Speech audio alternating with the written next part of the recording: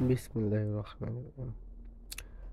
আসসালামু আলাইকুম রহমতুল্লাহি ওয়া বারাকাতুহু। হ্যালো গাইস, আপনাদের জন্য আজকে একটি মন্ত্র এবং চোখ ধরার আয়না পড়ার একটি দোয়া নিয়ে আসলাম।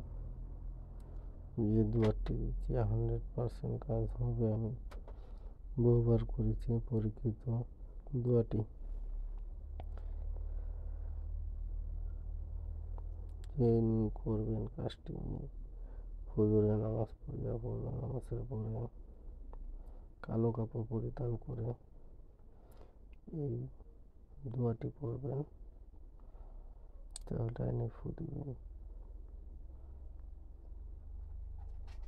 88 বার পরে ফুঁক দিবেন আয়নার উপরে।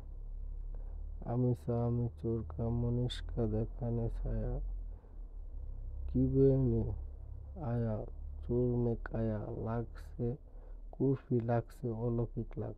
এভাবে বলবেন।